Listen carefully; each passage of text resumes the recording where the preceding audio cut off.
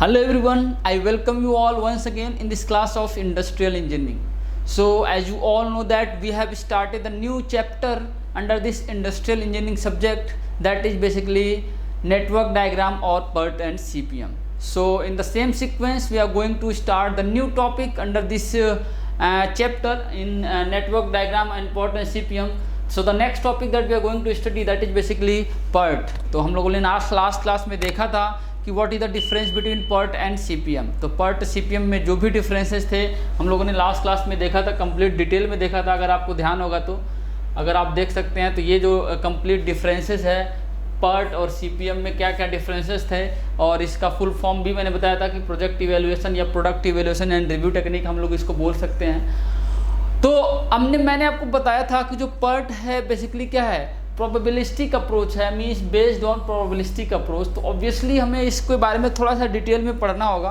आपका जो CPM है डिटर्मिनिस्टिक अप्रोच होता है, इसमें सारी चीज़ें सारा डेटा आपको पहले से आपके पास अवेलेबल होता है, तो आपको ज़्यादा टेंशन लेने की ज़रूरत नहीं है। बट आपका जो PERT है थोड़ा सा इस पर हमें डिटेल्ड में एनालिसिस की ज़रूरत है, क्योंकि ये 3 टाइम एस्टिमेट होता है। 3 टाइम एस्टिमेट आपको मैंने बताया था कि T0, TP and TM, optimistic, pessimistic and most likely 3 time estimate है। तो इसलिए हमें इसको थोड़ा सा रिव्यू करना ज़रूरत पड़ जाता है इसका, कि हमें इसका थोड़ा सा डिटेल में रिव्यू करने की रिक्वायरमेंट है। तो आज हम लोग इसी टॉपिक को हम लोग देखने वाले हैं, दैट इज़ बेसिकली PERT। तो जैसा कि मैं आपको बताया हूँ कि it is basically 3 time estimate. तो हम लोग इसमें 3 टाइम को देखते हैं। First one is optimistic, second one is pessimistic and third one is most likely.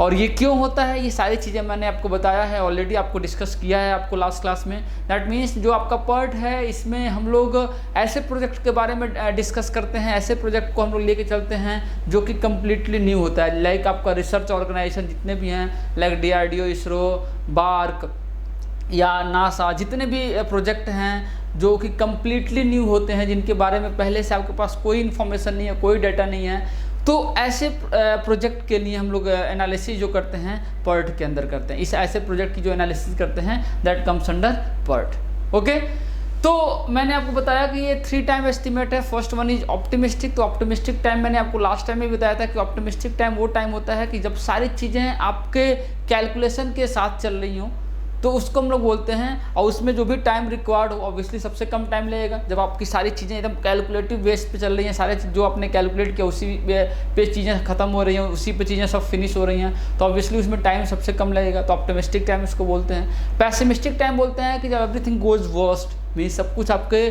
Calculation के अगेंस्ट जा रहा हो, फेल हो रही हैं चीज़ें, ठीक है। आप जो कैलकुलेशन कर रहे हो कितने टाइम में चीज़ें कंप्लीट हो जाएंगी, बट उससे कहीं ज़्यादा लग रहा हो, तो वैसे टाइम को हम लोग बोलते हैं पैसिमिस्टिक टाइम। जैसे आपने कोई नया चीज़ प्लान करते हो तो क्या अभी एक तो आप देख के चलते हो अगर सब कुछ अच्छा रहा तो इतना टाइम लगेगा, और दूसरा भी प्लान भी रखते हो कि हो सकता है कि चीज़ें बहुत ख़राब हो जाए, तो उस सिचुएशन में आप सोचते हो कि मैक्सिमम टू मैक्सिमम इतना टाइम लग सकता है।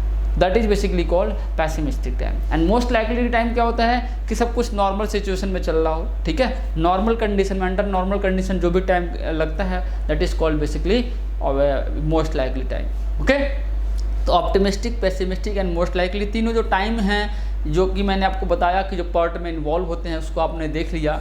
तो इसी को हम लोग यहाँ पे स्टेटमेंट के फॉर्म में भी देख लेते हैं। दैट मीन्स ऑप्टिमिस्टिक टाइम मैंने यहाँ पे लिखा है, it is the minimum time required to complete an activity when everything goes according to the plan.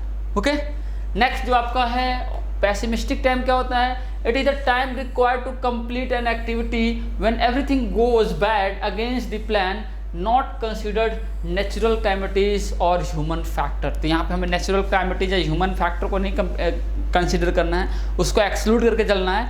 इसके अलावा अगर सब कुछ आपके प्लान के अगेंस्ट जा रहा है, एवरीथिंग गोज बैड और अगेंस्ट द प्लान, तो उसमें जो टाइम लगता है that is basically called pessimistic time. And third one is basically most likely time.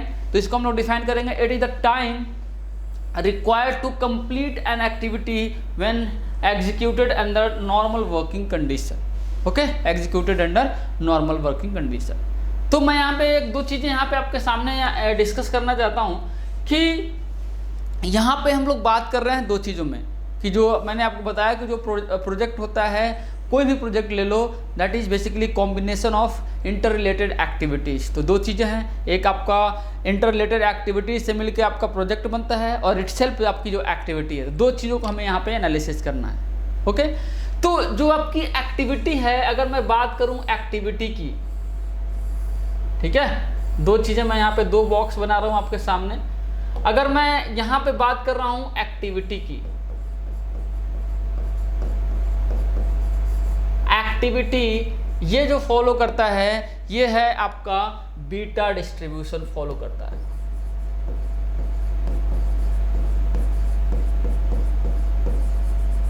ये जो है आपकी एक्टिविटी जो है बेसिकली क्या है, बीटा डिस्ट्रीब्यूशन फॉलो करता है। जितनी भी एक्टिविटी हैं, all the activity follows the beta distribution. ठीक है, बीटा डिस्ट्रीब्यूशन यहाँ पे जानने की जरूरत नहीं है, ये बेसिकली मैथमेटिक्स का पार्ट है। ओके, नेक्स्ट जो है, जो हम लोग बात कर रहे हैं प्रोजेक्ट की, जो आपका प्रोजेक्ट है ये बेसिकली फॉलो करता है नॉर्मल डिस्ट्रीब्यूशन को।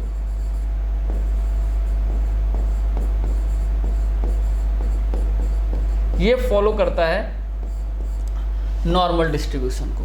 तो ये दोनों चीजें आप अपने माइंड में रखिए, इसी को अभी हम लोग डिस्कस करने वाले हैं कि एक्टिविटी डायरेक्ट क्वेश्चन भी आता है एग्जाम में कि एक्टिविटी क्या फॉलो करता है या प्रोजेक्ट आपका क्या फॉलो करता है, कौन सा डिस्ट्रीब्यूशन फॉलो करता है, बट उसके अंदर आपसे नहीं पूछा जाएगा, इन डेप्थ नहीं जाया जाएगा। बीटा डिस्ट्रीब्यूशन क्या होता है उसको आपको नहीं जानना है, नॉर्मल डिस्ट्रीब्यूशन क्या होता है उसको आपको नहीं जानना है। इनफैक्ट आपने देखा भी है नॉर्मल डिस्ट्रीब्यूशन पे, आपने थ्योरी भी देखा है। आप भी, हम लोगों ने जो लास्ट टॉपिक कंप्लीट किया इन्वेंटरी कंट्रोल, उसमें जो आपका लास्ट जो टॉपिक था वो इसी पे बेस्ड था, नॉर्मल डिस्ट्रीब्यूशन पे। तो उसी से हम लोग रिलेट करके यहाँ पे भी हम लोग चीज़ों को यहाँ पे डिस्कस करने वाले हैं। तो मैं आपको बता दूं कि सबसे पहले हम लोग एक्टिविटी को लेते हैं। एक्टिविटी क्या है, आपको फॉलो करता है बीटा डिस्ट्रीब्यूशन। ओके, तो नेक्स्ट हम लोग यहाँ पे एक्टिविटी के बीच में means probability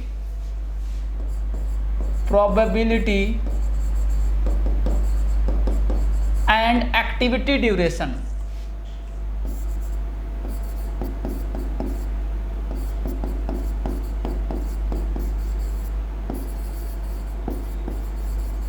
activity duration and probability and activity duration, इसके बीच में हम लोग कर्व ड्रॉ करेंगे। और जैसा कि आपको पता है कि जो ये एक्टिविटी है वो फॉलो करता है बीटा डिस्ट्रीब्यूशन को, तो सिंपली हम लोग यहाँ पे इसको ड्रॉ करने वाले हैं। तो ये कुछ ऐसे ड्रॉ हो जाएगा।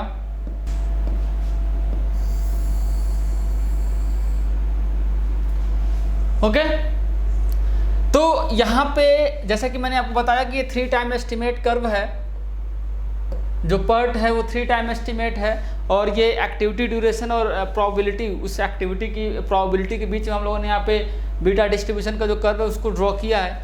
तो ये जो है जैसा कि मैंने बताया, अगर मैं ऑप्टिमिस्टिक टाइम यहाँ पे रिप्रेजेंट करूँ T0, या इसको हम लोग बोलते हैं ए से भी रिप्रेजेंट करते हैं, तो ये हो जाएगा आपका ऑप्टिमिस्टिक टाइम। ठीक है, और इसके करस्पॉन्डिंग जो प्रोबेबिलिटी होगी ये हो जाएगी। नेक्स्ट जो है, अगर मैं बात करूं, ये है आपका पेसिमिस्टिक टाइम, और इसके करस्पॉन्डिंग ऑब्वियसली जो भी प्रोबेबिलिटी होगी यहाँ पे होगी। ओके, नेक्स्ट होगा आपका मोस्ट लाइकली टाइम। ठीक है, ये मोस्ट लाइकली टाइम के करस्पॉन्डिंग जो भी प्रोबेबिलिटी होगी आप यहाँ से रिप्रेजेंट कर सकते हो। इसको हम लोग दिखाते हैं TM से। ठीक है, ये आप इसको रिप्रेजेंट कर सकते हैं TM से। अब यहाँ पे इन तीनों के हेल्प से ऑप्टिमिस्टिक, पेसिमिस्टिक और मोस्ट लाइकली टाइम जो है, इसी के हेल्प से हम लोग यहाँ पे एक्सपेक्टेड टाइम कैलकुलेट करेंगे फॉर दैट एक्टिविटी। ओके, यहाँ पे हम लोग कैलकुलेट करने वाले हैं expected time for that activity. तो जो आपकी एक्सपेक्टेड टाइम आएगी वो आएगी कुछ यहाँ पे, दैट इज TE, या इसको हम लोग रिप्रेजेंट करेंगे म्यू से। ओके, तो आई होप ये कर्व आपको समझ में आ रहा होगा। और मैं एक चीज़ और बता दूं आपको कि जो ऑप्टिमिस्टिक टाइम की जो प्रोबेबिलिटी होती है, या यहाँ से स्टार्ट करते हैं, जो आपका मोस्ट लाइकली टाइम की जो आपकी प्रोबेबिलिटी होती है, ठीक है, मोस्ट लाइकली टाइम की जो प्रोबेबिलिटी होती है that is equals to 4 times of optimistic time की जो प्रोबेबिलिटी है, और you can say 4 times of जो पेसिमिस्टिक टाइम के करस्पॉन्डिंग जो प्रोबेबिलिटी है। ओके, समझ में आ गया। तो यहाँ से हम लोग यहाँ पे एक्सपेक्टेड टाइम का यहाँ पे फॉर्मूला लिखेंगे, that means T E is equals to T naught plus 4 times T M plus T P divided by 6। ये आपका फॉर्मूला है, ये आपको याद रखना है, इस पे बेस्ड क्वेश्चंस आते हैं। That means T E is equals to T naught plus 4 times most likely plus T P divided by 6। ये आपका फॉर्मूला है, इसको आपको याद रखना है। नेक्स्ट अगर मैं बात करूँ यहाँ पे, दैट मीन्स स्टैंडर्ड डेविएशन की, अगर मैं यहाँ पे बात करूँ स्टैंडर्ड डेविएशन की, किसी भी एक्टिविटी का जो स्टैंडर्ड डेविएशन होगा, स्टैंडर्ड डेविएशन या इसको हम लोग रिप्रेजेंट करते हैं सिग्मा से, तो हर एक एक्टिविटी के करस्पॉन्डिंग आपको पेसिमिस्टिक टाइम और optimistic time, most likely time तीनों पता होगा। तो यहाँ पर हम लोग स्टैंडर्ड डेविएशन भी कैलकुलेट कर सकते हैं, that means T P minus T naught divided by 6, और you can say B minus A divided by 6। कोई भी आप लिख सकते हैं, कोई दिक्कत की बात नहीं है। तो ये भी आपके लिए फॉर्मूला है, ये भी आपको याद रखना है स्टैंडर्ड डेविएशन को। ओके, नेक्स्ट आता है वेरिएंस, जिसको हम लोग बोलते हैं सिग्मा स्क्वायर। ये होता है आपका variance for that activity. Okay, समझ में आ गया।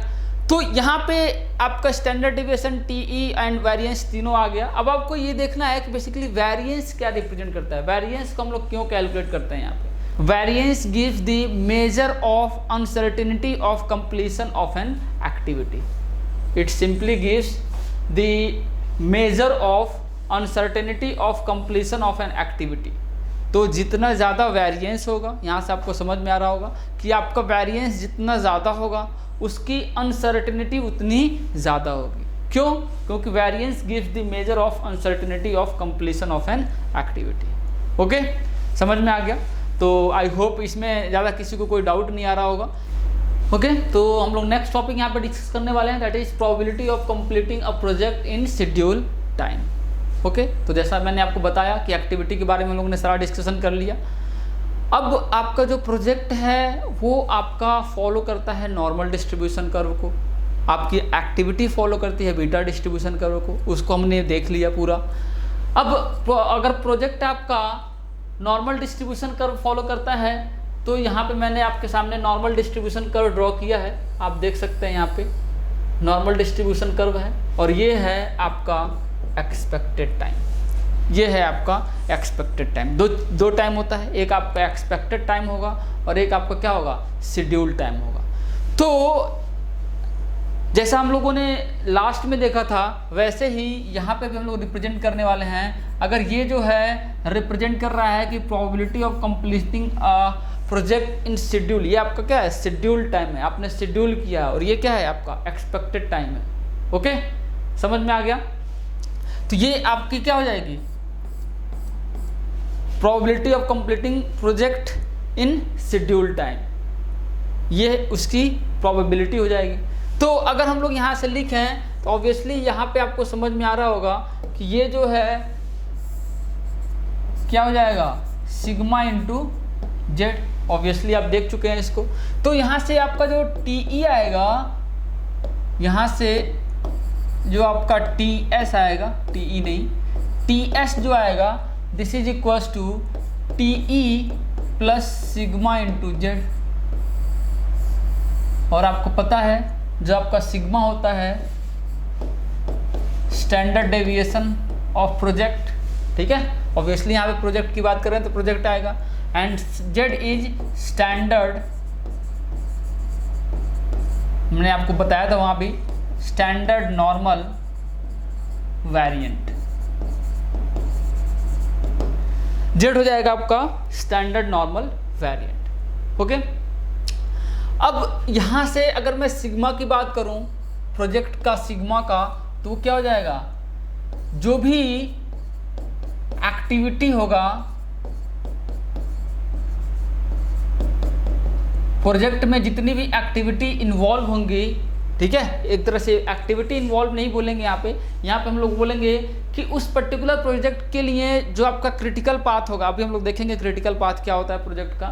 तो जो नेटवर्क डायग्राम से ही आता है, मैं आपको भी बताऊंगा, पहले मैं यहाँ पे इसको कंप्लीट कर लूँ। तो आपका जो सिग्मा है ये क्या है, summation of standard deviation of all the activity along the critical path of that project. That means क्या है कि जो भी प्रोजेक्ट होगा उस प्रोजेक्ट का एक नेटवर्क डायग्राम होगा, उस नेटवर्क डायग्राम के करस्पॉन्डिंग एक आपका क्रिटिकल पाथ हम लोग डिफाइन करेंगे, जिसको अभी कुछ क्वेश्चंस के साथ मैं आपको डिस्कस करने वाला हूँ कि क्रिटिकल पाथ क्या होता है, बट अभी थोड़ा सा मैं शॉर्ट में बताऊँगा अभी। उसके पहले हम लोग इसको देख लेते हैं कि उस क्रिटिकल पाथ के अलॉन्ग जितनी भी एक्टिविटी होंगी, उस एक्टिविटी का जो भी स्टैंडर्ड डेविएशन होगा वो रिप्रेजेंट कर रहा है sigma 1, sigma 2, sigma 3। Means first activity के लिए सिग्मा 1, सेकेंड के लिए सिग्मा 2, थर्ड के लिए सिग्मा 3। ठीक है, समझ में आ गया? इन सब का समेशन एंड उसका स्क्वायर रूट, वो हो जाएगा आपका प्रोजेक्ट का स्टैंडर्ड डेविएशन। ओके, समझ में आ गया? अब अगर मैं यहाँ से z की वैल्यू कैलकुलेट करना चाहूँ, अगर मैं यहाँ से z की वैल्यू कैलकुलेट करना चाहूँ तो z यहाँ से सिंपली आ जाएगा ts minus TE upon sigma, ये आ जाएगा। यहाँ तक आई होप किसी को कोई डाउट नहीं होना चाहिए। ये सारे फॉर्मूले हम लोगों ने पहले भी देखा है और यहाँ पे भी हम लोग दोबारा से रिपीट कर रहे हैं, बट थोड़ा सा यहाँ पे कॉन्टेक्स्ट अलग है, वहाँ पे कॉन्टेक्स्ट अलग था, यहाँ पे कॉन्टेक्स्ट अलग है। नेक्स्ट, अगर मैं यहाँ पे बोलूँ कि probability of completing a project in schedule time, अगर वो क्या है 0.3 से कम है या उसके इक्वल है, तो ऑब्वियसली वो जो है उस पर्टिकुलर प्रोजेक्ट के लिए जो आपकी probability of completing project in schedule time वो क्या है, बहुत ही कम है। दैट मीन्स 0.3 से भी कम है। इसका मतलब क्या है कि हमें उस पर्टिकुलर प्रोजेक्ट को दोबारा से प्लान करने की जरूरत है। That means replan the project. Okay, next case आएगा, अगर आपकी प्रोबेबिलिटी है in between 0.3 to 0.5, in that case we have to make close examination. तो उस टाइम पे आपको प्रोजेक्ट का क्लोज एग्जामिनेशन की रिक्वायरमेंट है। एंड नेक्स्ट जो है, if the probability of completing project in schedule time comes under 0.5 to 0.65, in that case ये क्या है, आपका सेटिस्फैक्ट्री है। आप मान सकते हो कि ठीक है, प्रोजेक्ट का जो प्रोबेबिलिटी है शेड्यूल टाइम पे कंप्लीट होने का इतनी प्रोबेबिलिटी है, दैट मीन्स ठीक है, कोई दिक्कत नहीं है। जो भी रिसोर्सेस है आप यूज़ कर रहे हो, दैट इज़ सफिशिएंट। नेक्स्ट, अगर मैं बात करूँ कि आपकी जो प्रोबेबिलिटी है completing project in schedule time that is greater than 0.65, it means आपका जो आपने जो रिसोर्सेस एलोकेट किया for that project that is very very large. That means extra आपने रिसोर्सेस उसके लिए आपने यूज़ किया, एक्सेस अमाउंट ऑफ रिसोर्स आपने यूज़ किया है, तो आपको ऑब्वियसली दोबारा से रीअलोकेट करने की ज़रूरत है। दैट मीन्स दोबारा से आपको रीप्लान की ज़रूरत है। दैट मीन्स एक्सेस रिसोर्स, आपका जो रिसोर्स है आपने बहुत ज़्यादा लिया है। अगर आपका प्रोबेबिलिटी क्या आ रहा है, 0.65 से ग्रेटर आ रहा है। दैट मीन्स हम लोग इसका सिंपल सा एग्जाम्पल ले सकते हैं, बहुत आपके रियल लाइफ से रिलेटेड जो एग्जाम्पल है। लाइक अगर मैं बात करूं कि आपको कोई टास्क दिया गया, ठीक है, आप इतना ज़्यादा सेफ्टी लेके चल रहे हो, ठीक है, दैट मीन्स आपको एक लोकेशन से दूसरे लोकेशन पे जाना है। नो डाउट आपका अर्जेंसी है। लेट अस सपोज कि आपका कोई कॉम्पिटिटिव एग्जाम है, आपको एक लोकेशन से दूसरे लोकेशन, घर से आपको एग्जामिनेशन सेंटर पे जाना है, तो आपको पता है कि हाँ इतना ट्रैफिक होता है जनरली और हमें जाने में इतना से इतना टाइम लगेगा, ठीक है, और आपने कैब बुक किया, बट आप इतना ज़्यादा फैक्टर ऑफ सेफ्टी लेके चल रहे हो कि आप क्या है 2-2, 3-3 कैब बुक कर रहे हो, 2-2, 3-3 कैब आ जा रहे हैं। आप ये मान के चल रहे हो, सकता है एक ना है दूसरा आ जाएगा, दूसरा ना है तीसरा आ जाएगा। तो इसका मतलब क्या है कि आप एक्स्ट्रा रिसोर्स यूज कर रहे हो, एक्सेस रिसोर्स यूज कर रहे हो, ठीक है। दैट मीन्स वहाँ पे टाइम एंड पैसा दोनों का क्या है, वेस्टेज है।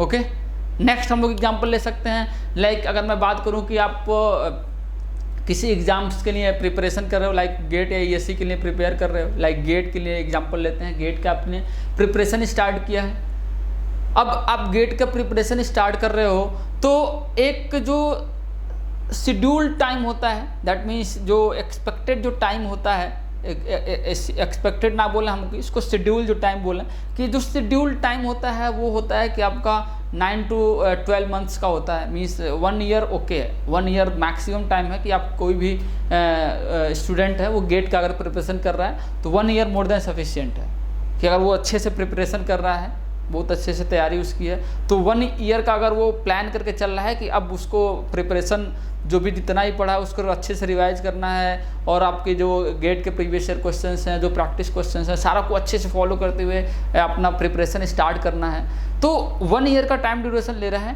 दैट मीन्स ओके है, ठीक है, कोई दिक्कत नहीं है। ड्रॉप करके 1 ईयर का वो प्रिपरेशन का पूरा टाइम ले रहा है, कोई दिक्कत नहीं है। बट अगर वो ड्रॉप भी कर रहा है, कॉलेज का कोई लोड नहीं है और ड्रॉप भी कर रहा है, और वो क्या कर रहा है, अपनी जो प्लानिंग कर रहा है वो क्या आ रहा है, 2 ईयर्स 3 ईयर्स आ रहा है। 2 ईयर 3 ईयर्स में अपना वो कंप्लीट कोर्स करेगा, उसके बाद से रिवीजन जो भी है प्रैक्टिस वगैरह करके उसको 2 या 3 साल लग रहे हैं। अपनी जो प्लानिंग है पूरा चार्ट बना के आपके सामने प्रेजेंट किया। दैट मीन्स क्या है कि वो बहुत ज़्यादा फैक्टर ऑफ सेफ्टी लेके चल रहा है, वहाँ पे क्या है, रिसोर्स बहुत ज़्यादा कंज्यूम कर रहा है। इसका मतलब क्या है कि आपको रीप्लान या रीशेड्यूलिंग की ज़रूरत है। आपने जो भी टाइम एलोकेट किया है सब्जेक्ट वाइज रिवीजन या सब्जेक्ट वाइज प्रिपरेशन का, वो बहुत ज़्यादा है, उसको आपको कंप्रेस करने की ज़रूरत है। ओके, समझ में आ गया?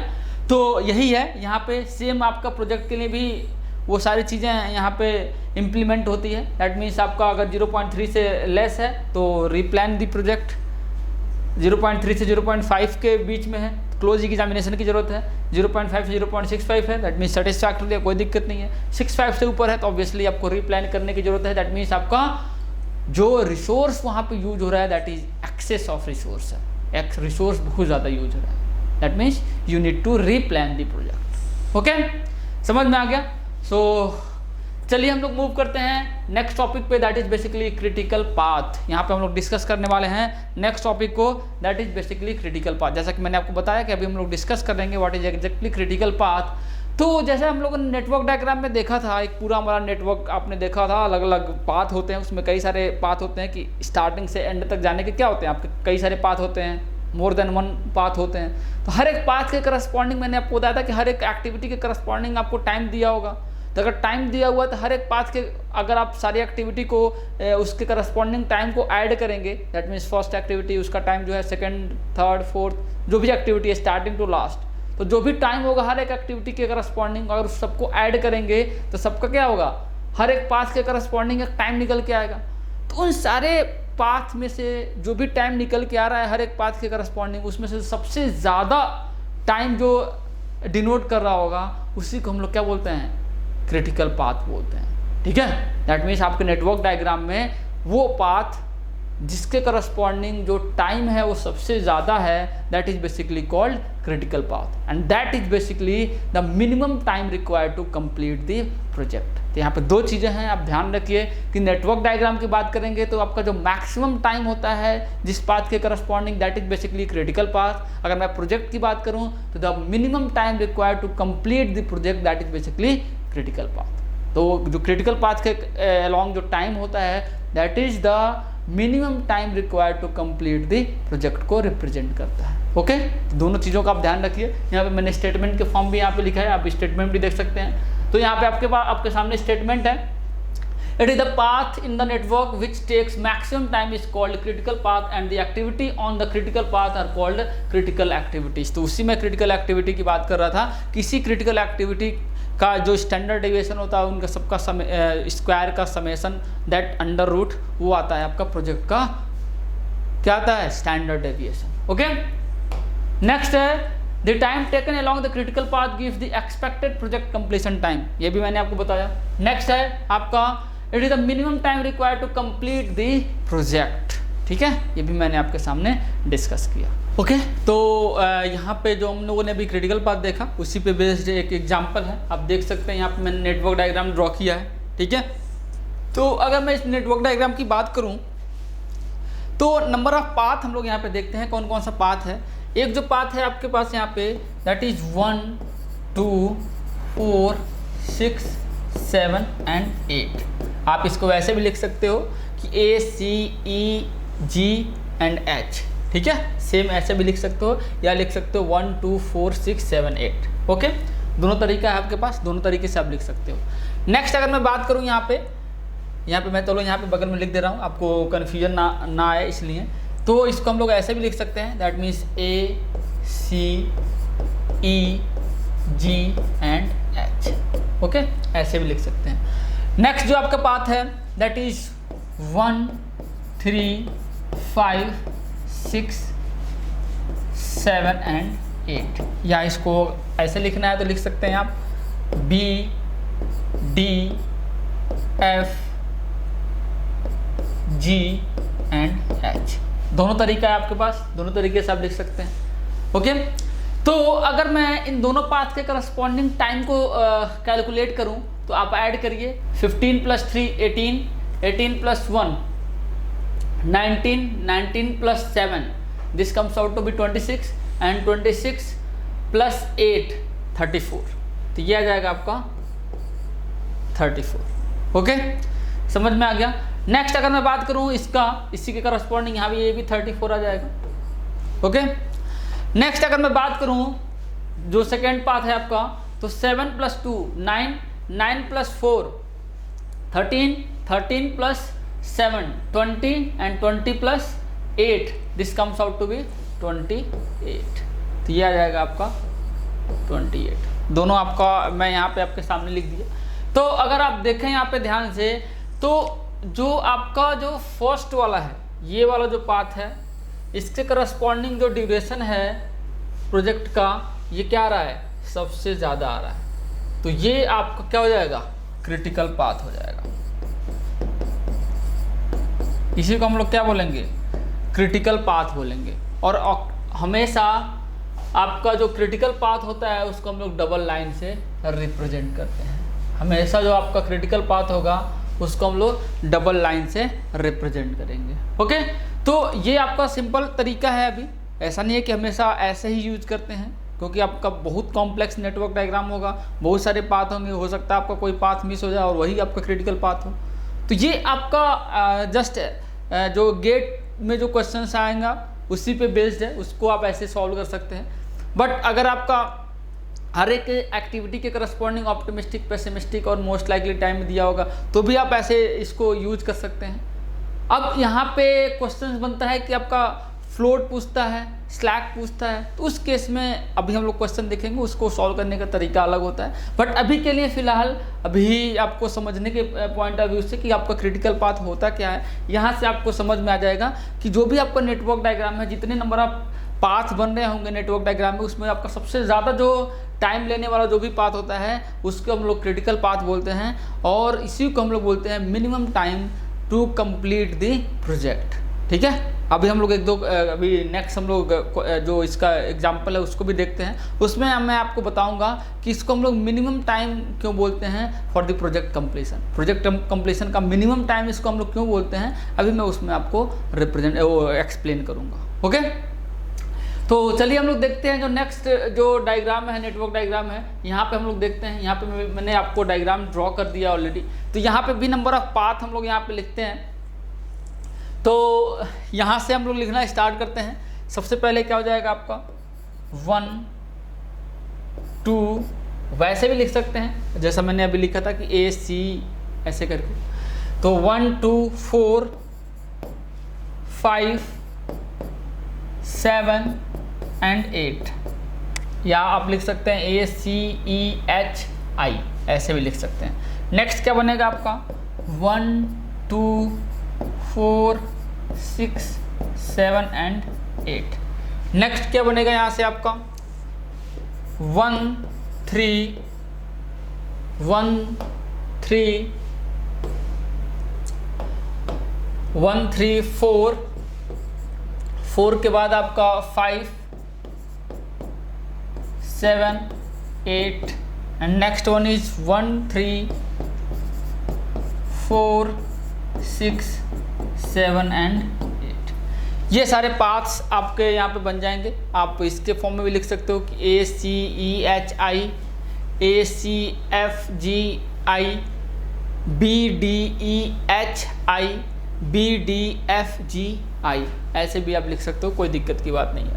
ओके, तो हर एक एक्टिविटी के करस्पॉन्डिंग यहाँ पे टाइम दिया हुआ है।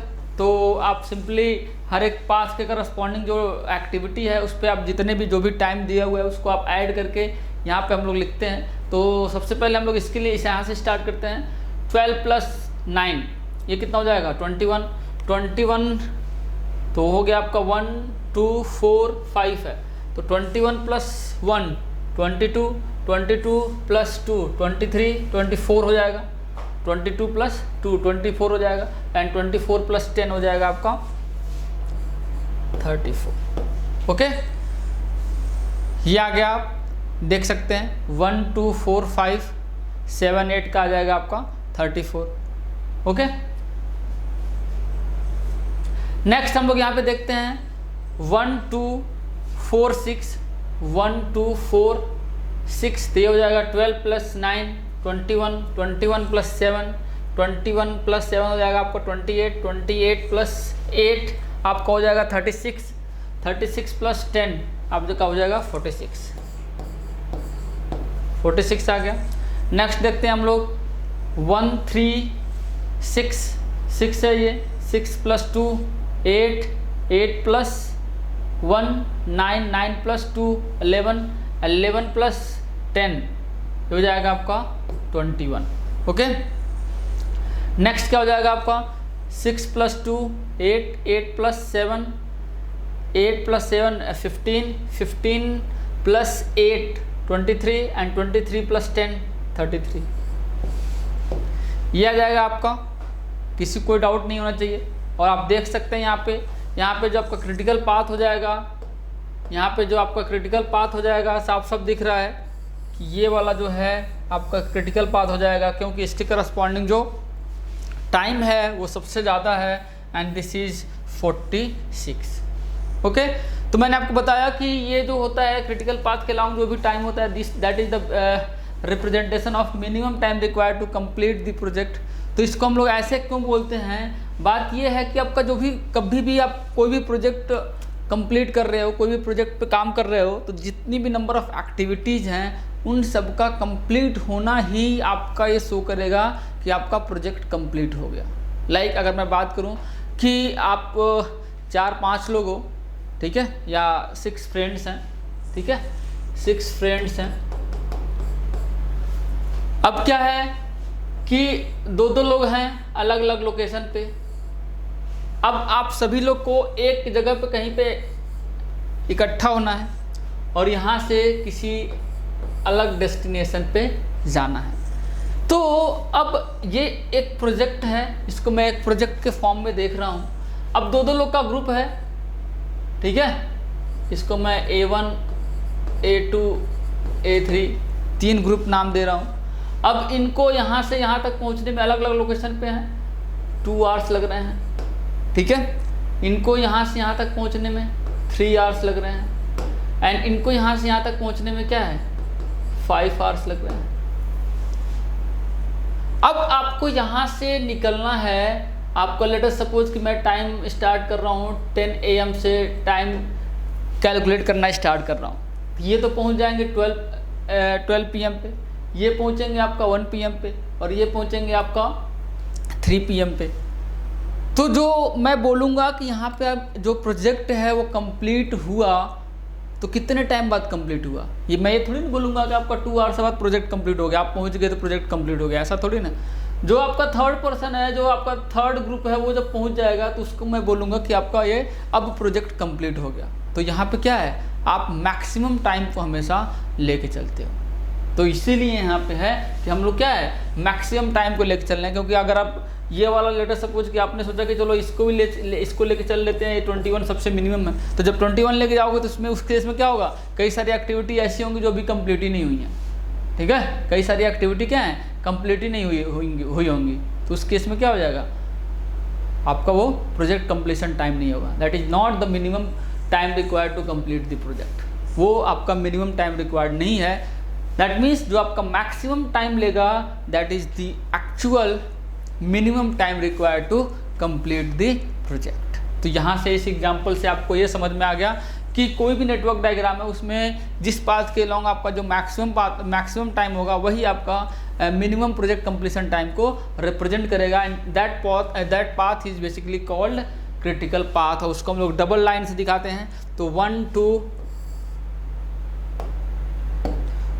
2 4 1 2 4 6 7 8 तो ये आपका हो जाएगा क्रिटिकल पाथ। ओके, तो आई होप यहाँ तक किसी को कोई डाउट नहीं आया होगा। तो चलिए हम लोग इसी पे बेस्ड कुछ गेट में आए हुए क्वेश्चन देखते हैं और वहाँ से आपको और अच्छे समझ में आ जाएगा कि कैसे क्वेश्चन आते हैं और आपको कैसे सॉल्व करना है बेसिकली क्वेश्चंस को। तो यहाँ पे है कि consider a PERT network for a project involving 6 task. ये जो नेक्स्ट क्वेश्चन है आपको गेट में आया हुआ क्वेश्चन है, 2006 में क्वेश्चन आया हुआ है। तो ये 2 मार्क्स का 2 क्वेश्चन था, तो ये 2 + 2 2 क्वेश्चन आए हुए हैं, डेटा लिंक के क्वेश्चन हैं। तो ये दिया हुआ है कि ये टास्क दिया हुआ है, इसका प्रेडिसेसर दिया हुआ है, एक्सपेक्टेड टास्क टाइम दिया हुआ है, वेरिएंस दिया हुआ है, हर एक टास्क मीन्स हर एक एक्टिविटी के करस्पॉन्डिंग। तो यहाँ पे सबसे पहले तो हमें यहाँ पे क्या करना होगा, नेटवर्क डायग्राम ड्रॉ करना होगा। ठीक है, तो हम लोग नेटवर्क डायग्राम ड्रॉ करते हैं। ठीक है, ये कैपिटल में इसको लिख लो आप, BCDE। ओके, तो यहाँ पे हम लोग नेटवर्क डायग्राम ड्रॉ करते हैं। यहाँ पे आपके सामने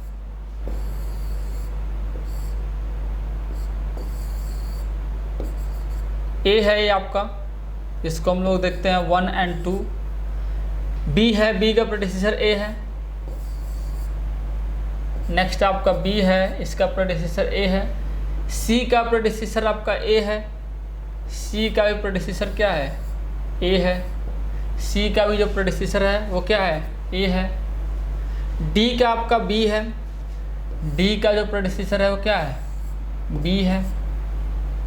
ई का बी एंड सी है, ई का जो है बी एंड सी है। तो ऑब्वियसली यहाँ पे डी का बी है एंड ई का बी एंड सी है। तो मैं आपको बताया था कि अगर कोई भी एक टास्क है वो किसी पे डिपेंडेंट है, मीन्स जो भी प्रेडिसेसर आ रहा है, नेक्स्ट भी जो टास्क है, जो नेक्स्ट टास्क है अगर वो दोबारा से उसी पे डिपेंडेंट हो रहा है, तो यहाँ पे आपको ये समझ जाना पड़ेगा कि यहाँ पे एक आपका डमी एक्टिविटी इन्वॉल्व होने वाला है। तो ऑब्वियसली यहाँ पे जो आपका ई है, बी और सी पे डिपेंड कर रहा है। तो ऑब्वियसली जो आपका ई होगा यहाँ पे, इसको डिपेंडेंसी दिखाने के लिए आपको डमी एक्टिविटी यूज करना पड़ेगा, दैट इज D1। नेक्स्ट आपका जो F है वो D और E दोनों पर डिपेंड कर रहा है, तो D और E। तो यहाँ पे आप इसको थोड़ा सा इरेज करके इसको दोबारा से सही से आप बना सकते हैं। तो यहाँ से आपका जो हो जाएगा ये, इसको हम लोग थोड़ा ऐसे दिखाएंगे। ठीक है, मैंने आपको बताया था कि जो आपका नेटवर्क डायग्राम है उसको बनाने के लिए थोड़ा सा आपको इरेज करना पड़ सकता है। नेक्स्ट एक्टिविटी जो हो जाएगा आपका F। ओके, तो कुछ इस तरह से आपका ये बन के आ जाएगा, आप देख सकते हैं।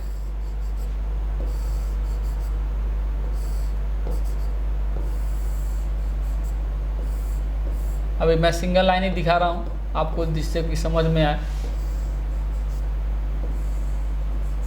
ये आपका नेटवर्क डायग्राम है। ठीक है, ये ऐसे फ्लो कर रहा है। मैं थोड़ा सा इसको टेपर बनाया हूँ जिससे कि ये इजीली यहाँ पे एडजस्ट हो जाए। तो 1 2 3 4 5 एंड 6। नेक्स्ट हम लोग इसको देखते हैं कि यहाँ पे आपका क्रिटिकल पाथ कौन सा है। एक पाथ तो आपका ये है, दैट इज 1 2 4 5 एंड 6। तो 1 2 4 5 6, तो ए के करस्पॉन्डिंग जो आपका है expected time that is 30 days.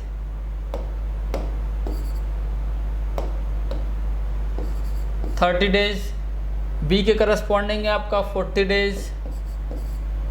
C के करस्पॉन्डिंग है 60 डेज। डी के करस्पॉन्डिंग 25। ई के करस्पॉन्डिंग 45 एंड एफ के करस्पॉन्डिंग है 20।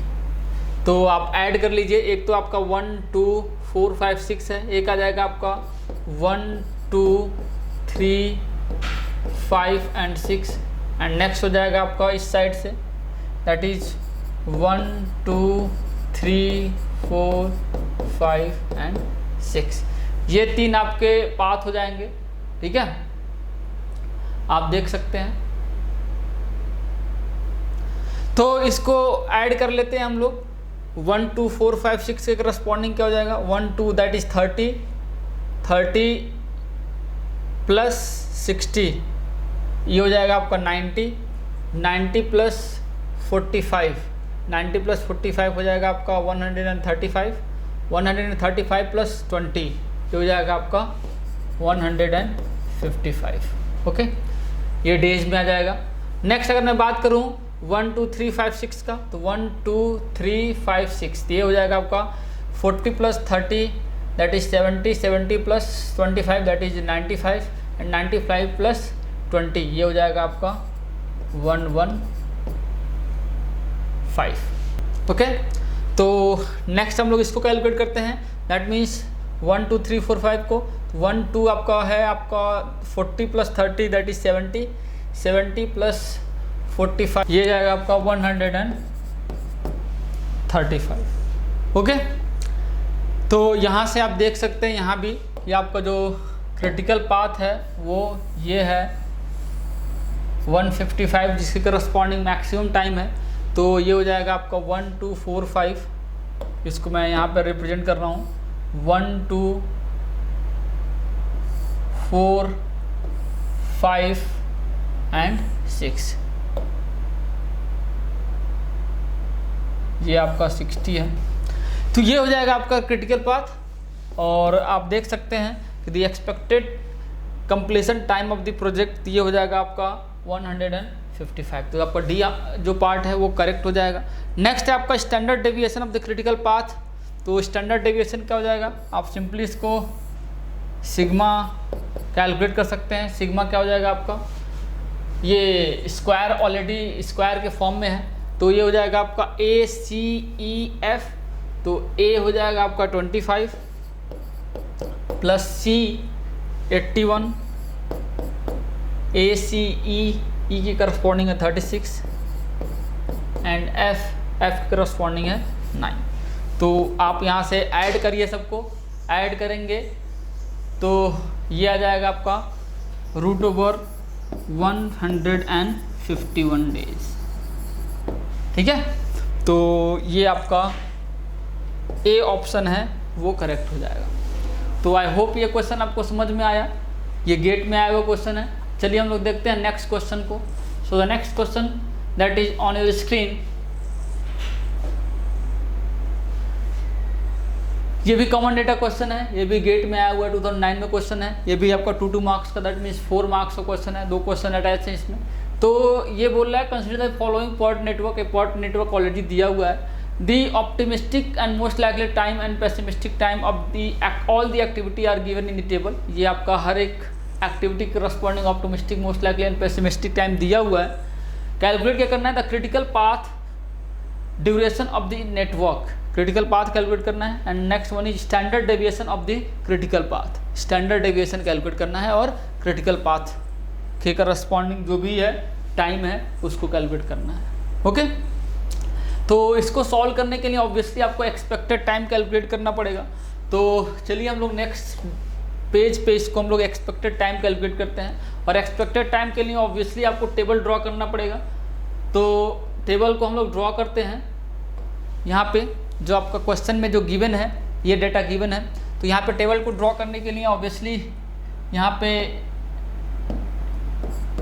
TE हमें कैलकुलेट करना पड़ेगा। और आप देख सकते हैं यहाँ पे जो डाटा गिवन है, आप डेटा से देख सकते हैं कि optimistic and pessimistic most likely में इसमें क्या है, दोनों में जो डिफरेंस है वो सेम है और यहाँ पे भी जो डिफरेंस है ये सेम है।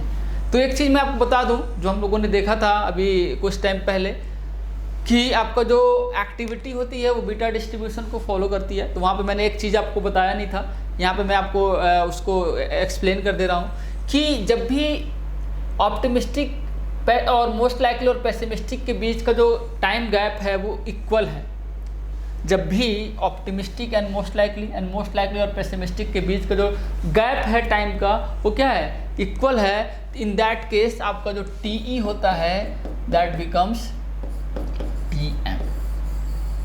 T क्या हो जाता है आपका, TM के इक्वल हो जाता है। ठीक है, क्यों, क्योंकि आपने फॉर्मूला देखा है TE = T0 + 4TM + TP / 6। आप इसमें जो वैल्यू है इसको आप प्लेस करके देख सकते हैं। तो यहाँ से जो TE निकल के आएगा, TM के इक्वल है। कब? जब इनके बीच का जो गैप है वो सेम होगा। तो आप देख सकते हैं 1 2 और 3 1 1 का गैप है, तो यहाँ से आपका जो TE हो जाएगा दिस इज 2।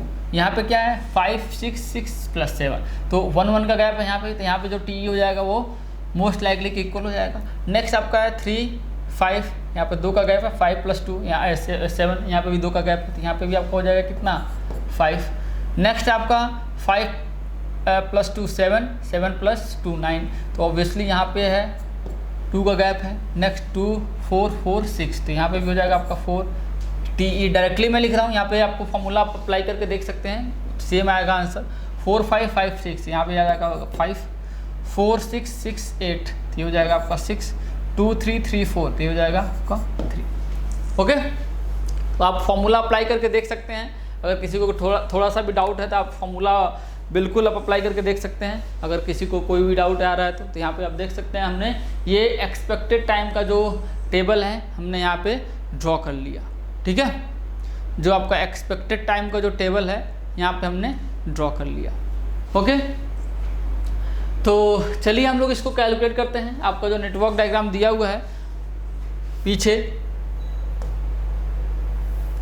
ये जो नेटवर्क डायग्राम है, ये जो नेटवर्क डायग्राम है इसको हम लोग यहाँ पे नेक्स्ट पेज पे ड्रॉ करते हैं। तो ये आपका नेटवर्क डायग्राम है जो कि क्वेश्चन में दिया हुआ है ऑलरेडी।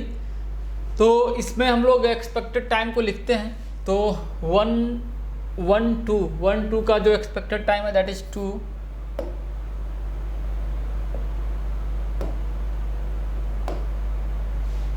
1 2 का जो एक्सपेक्टेड टाइम है दैट इज 2,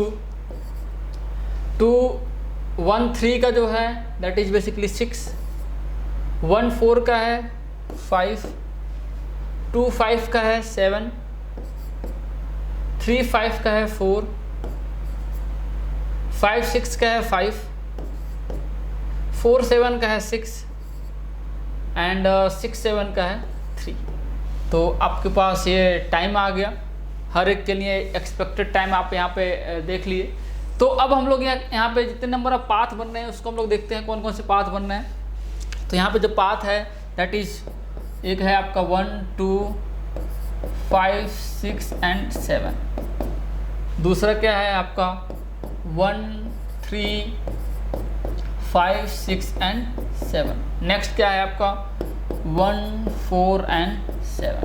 अब तीनों के करस्पॉन्डिंग जो भी आपका टाइम है उसको आप ऐड कर लीजिए। एक्टिविटी के करस्पॉन्डिंग जो भी टाइम है आप ऐड करेंगे तो कितना हो जाएगा 1 2 5 1 2 5 7 + 2 9 9 + 5 14 14 + 3 17। तो इसके करस्पॉन्डिंग आ जाएगा आपका टाइम 17।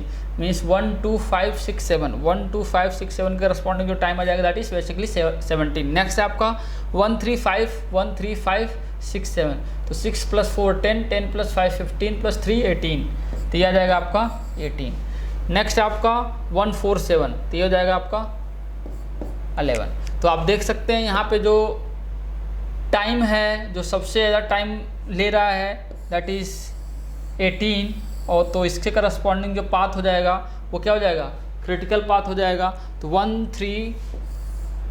3 5 6 7, तो ये हो जाएगा आपका क्रिटिकल पाथ। तो ऑब्वियसली जो आपका जो फर्स्ट क्वेश्चन था वहाँ पे आप देख सकते हैं जो आपका फर्स्ट क्वेश्चन था इसका जो आंसर हो जाएगा दैट इज़ 18, डी पार्ट हो जाएगा। नेक्स्ट हम लोग यहाँ पे बात करने वाले हैं जो आपका नेक्स्ट क्वेश्चन है आपका कि इसके अलोंग आपको स्टैंडर्ड डेविएशन कैलकुलेट करना है प्रोजेक्ट का। तो जो स्टैंडर्ड डेविएशन हो जाएगा सिग्मा, वो क्या हो जाएगा √/, स्टैंडर्ड डेविएशन इंडिविजुअल का स्टैंडर्ड डेविएशन उसका स्क्वायर का सम।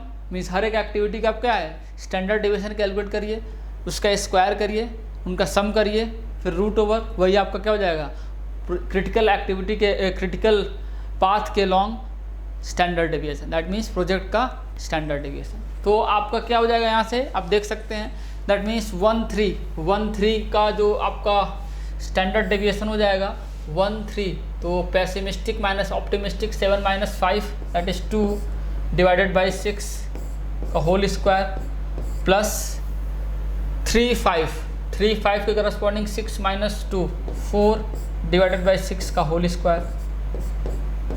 नेक्स्ट क्या हो जाएगा 5 6 5 6 के करस्पॉन्डिंग हो जाएगा 6 minus 4 that is 2 divided by 6 का होल स्क्वायर प्लस 6 7 क्या हो जाएगा 4 माइनस 2 2 डिवाइडेड बाई 6 का होल स्क्वायर। तो यहाँ से आपका जो सिग्मा निकल के आएगा आप इसको कैलकुलेट करके देख सकते हैं। यहाँ से जो आपका सिग्मा जाएगा this comes out to be 0.8819 0.8819। तो आपका जो आंसर हो जाएगा आप देख सकते हैं सी पार्ट हो जाएगा आंसर दैट इज़ 0.88। तो आई होप यहाँ तक किसी को कोई डाउट नहीं है होगा। हम लोगों ने सारी चीज़ें यहाँ पे देखा, ठीक है। तो आई होप यहाँ तक सबको क्लियर होगा। चलिए मिलते हैं हम लोग नेक्स्ट क्लास में। Okay, thank you.